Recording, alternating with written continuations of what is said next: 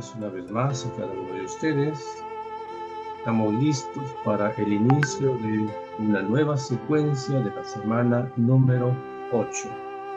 Bienvenidos a su programa, su canal, el Ministerio La Verdad Presente, Madrugadas con Jesús. Hemos visto sobre la fe. Visto los 2 días que ya nos han antecedido sobre lo que es la fe.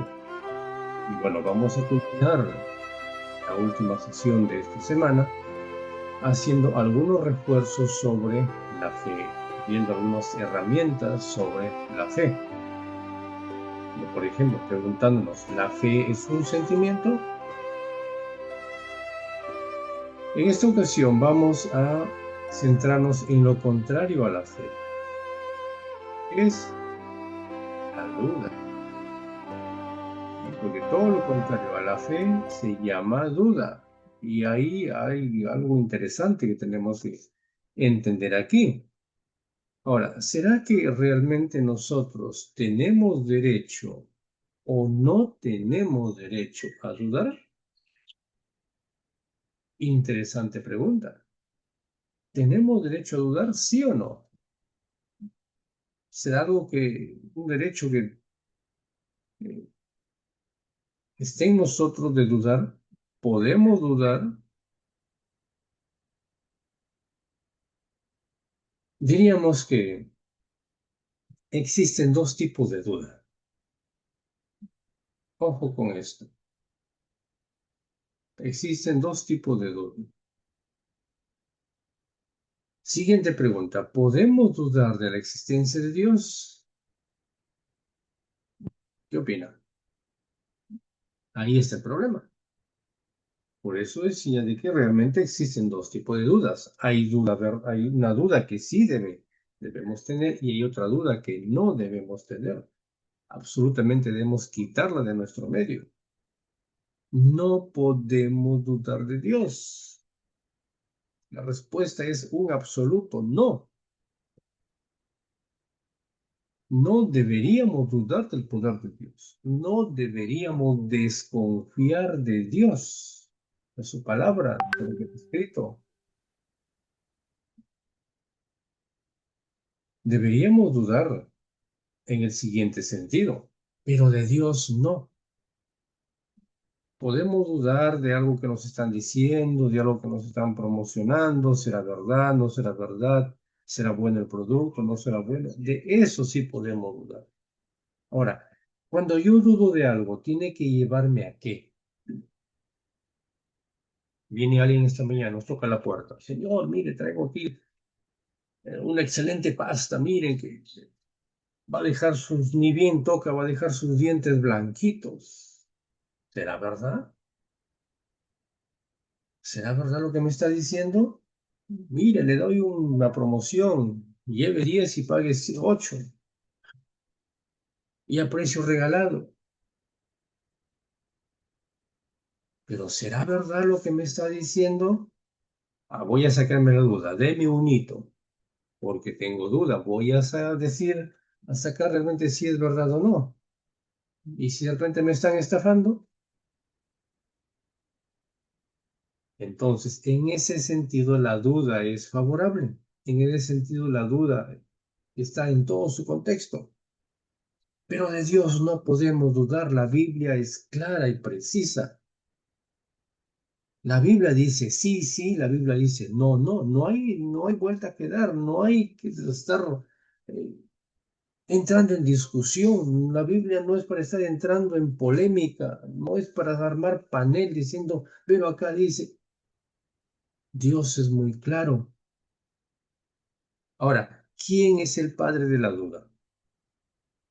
¿Quién coloca en nuestras cabecitas aquella duda? ¿Quién es el que toma todo ese tiempo y hace todo ese trabajo de hacernos dudar? Vamos a ir al texto. Vamos a Génesis capítulo 3. Mira lo que dice Génesis capítulo 3, versículo 1. Vamos a leer hasta el versículo 3. Dice en la versión Reina Valera 1960. Pero la serpiente era astuta más que todos los animales del campo que Jehová había hecho. ¿Quién era astuta? La serpiente, la cual dijo a la mujer, refiriéndose a Eva, con que Dios os ha dicho que no comáis de todo árbol del huerto. Voy a leerlo en otra versión. La serpiente era el animal más astuto de todos los que Dios, el Señor, había creado. ¿Quién era el animal más astuto? La serpiente.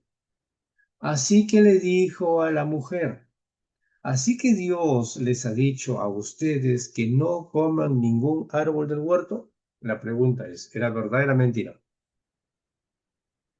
¿Ah? Versículo 2. Y Eva respondió a la serpiente, podemos comer del fruto de los árboles del huerto.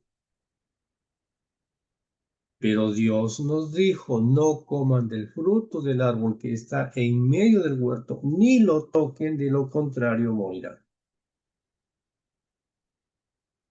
¿Qué quiso colocar la serpiente en la mente de Eva? Duda. Y bueno, por cierto, lo colocó. Es por eso que Eva culminó accediendo a lo que la serpiente le dijo. Y finalmente Eva terminó obedeciendo a la serpiente. Y ahí los resultados. El pecado, la muerte. Entonces, la duda es implantada por Satanás y eso comenzó allá en el Edén. La serpiente, que por cierto es el diablo, o a quien el diablo usó como medio para poder engañar a la mujer. El animal más lindo de la creación, el animal más bonito de la creación. El diablo lo usó como medio, como un medio para este engaño, para colocarle dudas en la cabecita de Eva. Le colocó lagunas mentales porque le hizo todo un revuelto allí. Le colocó una cosa y otra cosa y Eva finalmente no supo porque realmente a dónde mirar, porque hubieron varios sucesos ahí. No es el motivo del estudio de esa mañana, pero ahí ocurrió, si leemos detenidamente, si nos centramos en lo que dice Génesis capítulo 3, vamos a notar de que hubieron muchas cosas que pasaron ahí. Uno, la serpiente hablaba. El animal más lindo de la creación, el animal que era una maravilla en la creación, ¿cómo y está hablando? La serpiente está comiendo. Hubieron muchas situaciones ahí. La serpiente hablaba y a la vez comía, no se moría. Entonces tuvo una mezcla ahí de varios sucesos y en esa mezcla Eva no supo qué, creó lagunas mentales en Eva. Miren cómo el enemigo, cómo es tan astuto. Y esto tiene que llevarnos a entender en esta mañana que el enemigo usa mucha astucia, usa aquello que nosotros ni siquiera nos imaginamos, usa a personas, usa a cosas, usa sucesos, usa de repente al pastor, al dirigente, que es muy respetado y lo usa y dice cosas y le creemos. Ah, no, si el pastor dice hay que creerlo. Ah, no, si el hermano dice hay que creerlo. Oh, no, si lo dice hay que creerlo porque tiene crédito. El enemigo es muy astuto, mis queridos. Por lo tanto, no creas a personas. Por eso habíamos dicho ya hace 4 o 5 semanas atrás la importancia de escudriñar la Biblia, no de leer. Ojo, no se trata de leer, se trata de escudriñar. Porque leer es una cosa, escudriñar es otra cosa. Y Jesús mismo lo dijo a los judíos, escudriñen. San Juan 5:39. Escudriñen las escrituras para que no se pierdan, para que no sean destruidos. Escudriñen. Y Jesús mismo nos dice hoy a nosotros, a la última generación de este siglo, de este mundo, a los últimos que vamos a vivir o que estamos viviendo los últimos días, nos dice lo mismo: escudriñen, no lean, escudriñen para que no sean engañados, para que no les engañen.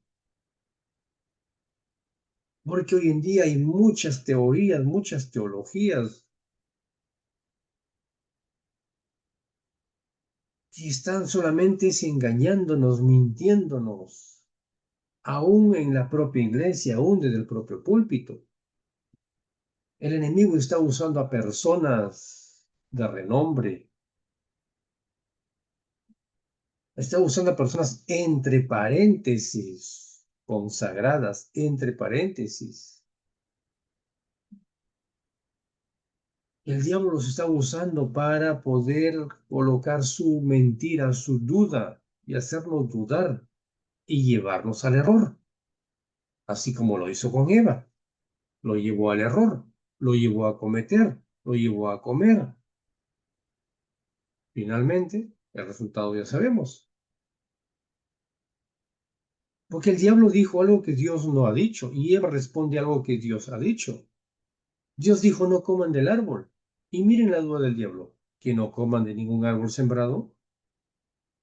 Dudas.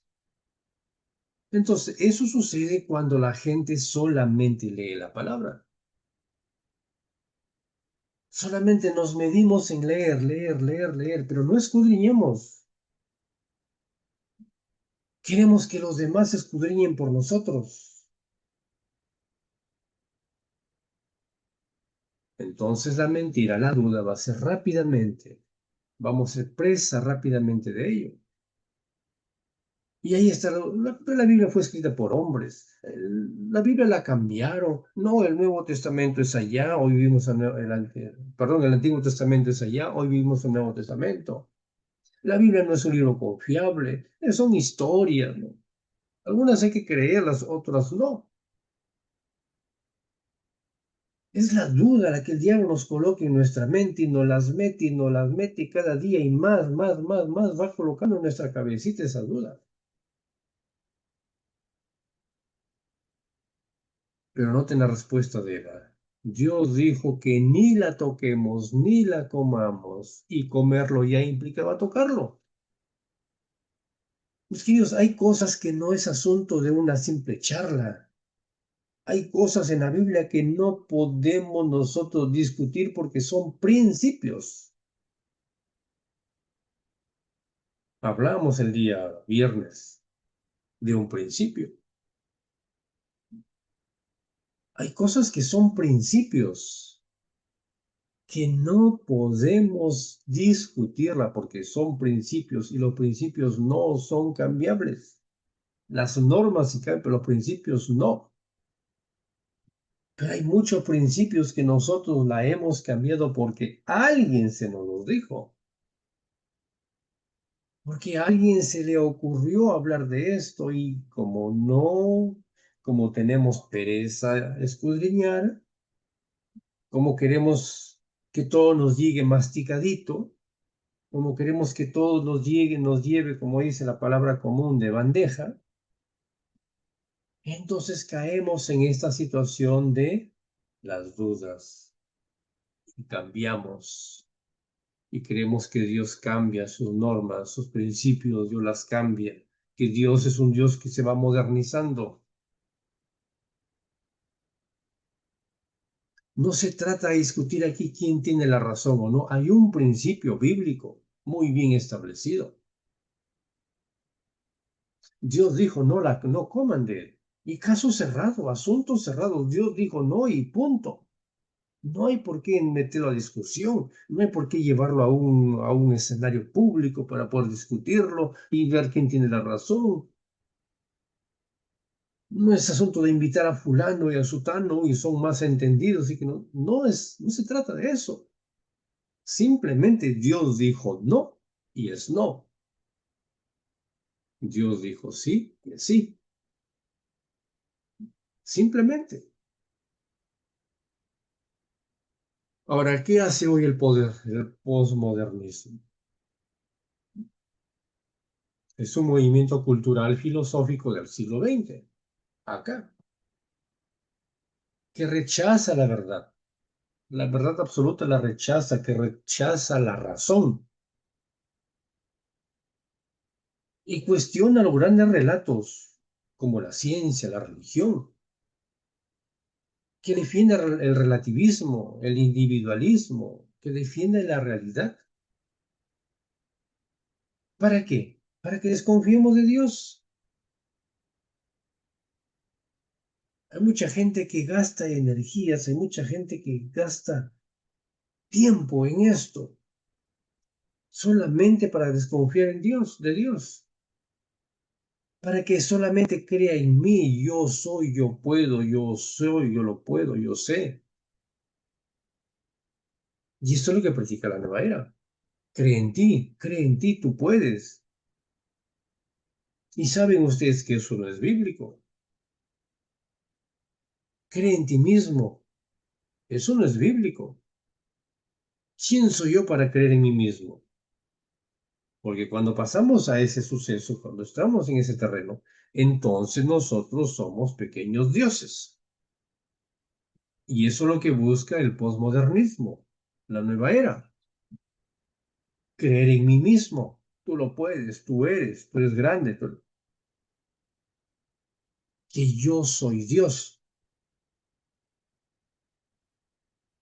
Mentiras.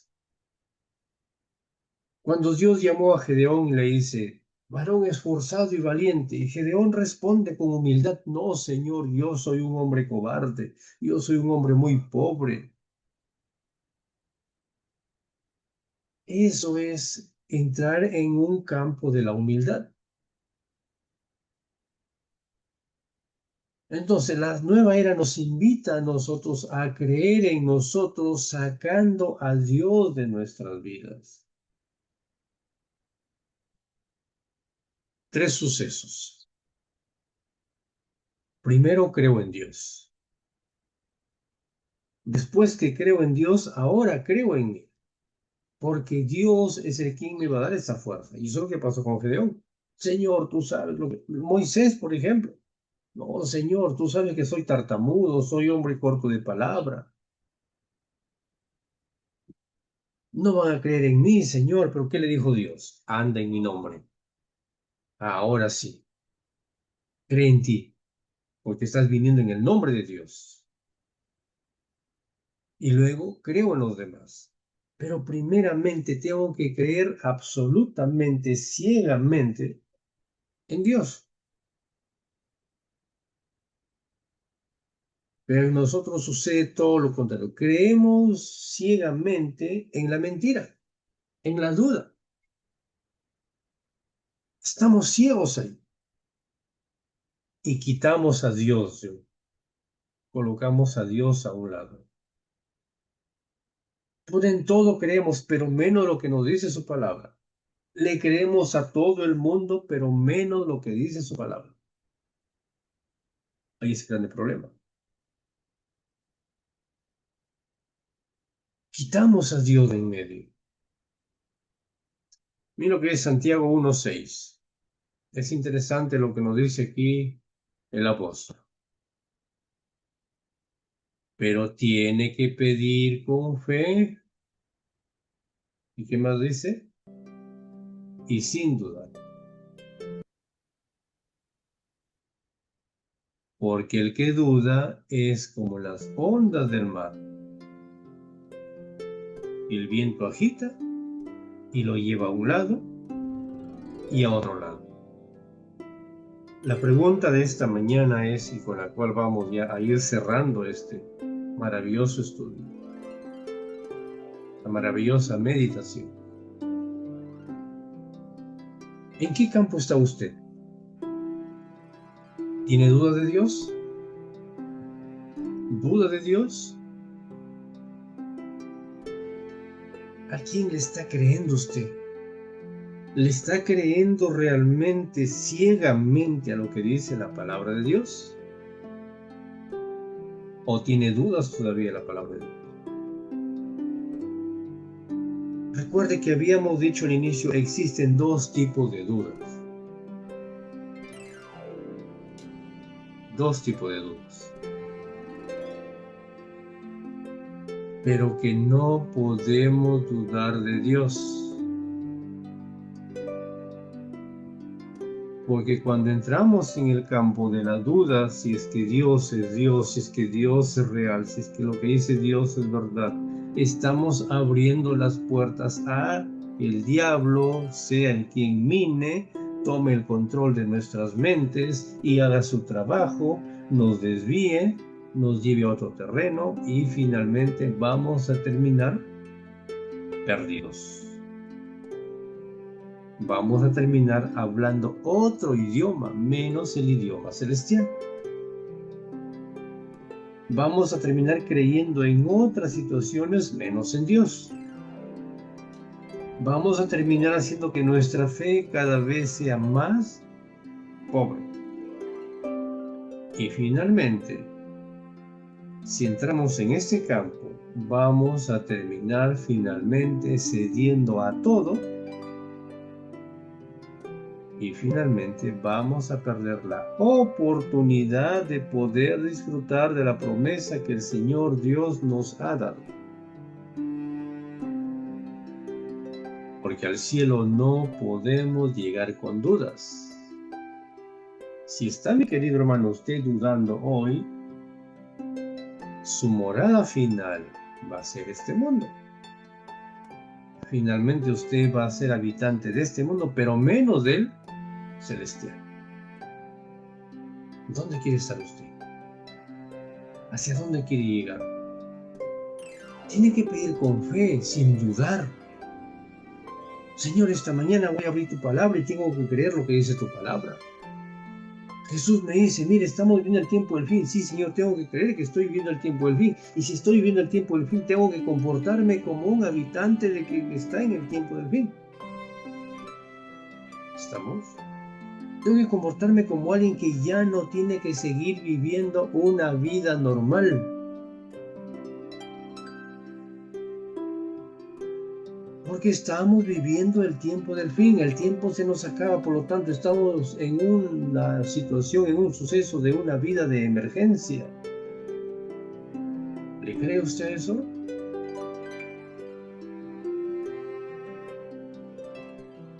Tengo derecho a resolver algo. ¿Será que los muertos hablan después de muertos? ¿Cómo resuelvo esto? ¿Será que el Señor va a venir realmente? ¿Cómo resuelvo esto?